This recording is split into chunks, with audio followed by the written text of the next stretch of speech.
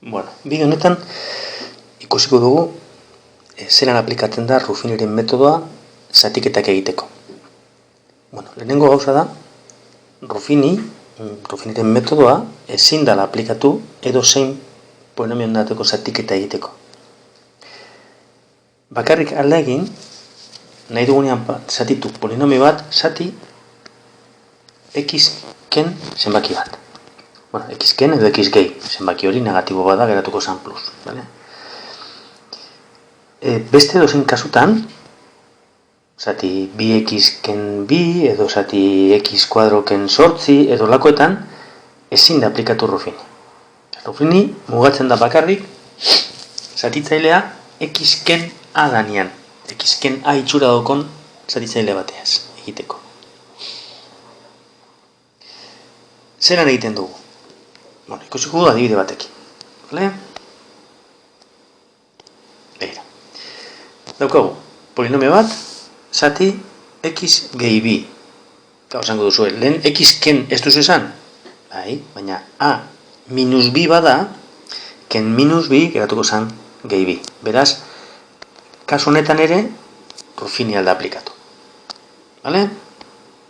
Zelan aplikatzen da Ruffiniren metoda? Ikusi baduzu animazioa, egiten duguna da, zatitu nahi dugun polinomioaren koefizienteak idatzi, mailaz baina, mailarik altuenetik jeisten junda, eta mailaren batean espadago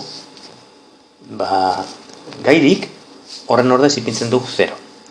Beraz, 2x berlau koefizientea 2, x berriru koefizientea 0, x ber bi minus bost, x sorte, iru eta gai librea minus bi.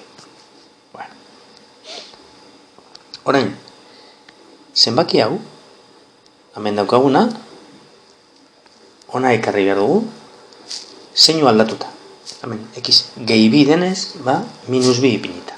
Vale? Horrengo hau bai, eta minus bi. Eta orain, lehenengo zenbakia, lehenengo koefizientea hemen goian dagoena, kopiatu hemen behian. Bai? Hauze, zuzenean jaitzi da. Orain, minus bi bider bi, minus lau. Minus lau kokatu hemen. Eta orain, bi hauek batu. Minus lau emoten da. Minus bi bider minus lau, bidertu. Sortzi. Hemen kokatu eta honeaz batu. Iru. Minus bi bider iru, minus 6. Beraz, hemen kokatu. Minus 6 gehi iru, minus iru. Eta minus bi bider minus iru, 6. Beraz, hemen 6, gehituta, lau. Zerbait egin dut kuadritxo bat hor azkenengoren inguruan?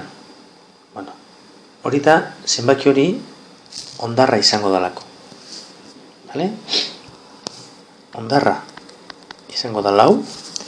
Eta hemen daudenak dira zatiduraren koefizienteak. Vale? Bera, zatidura izango da. Zatitu badugu, x berlau zati x berriro izango da. Beraz, hirugarren mailako izango da. X berriro, ken lau x kuadro, gehi iru x, ken iru. Vale?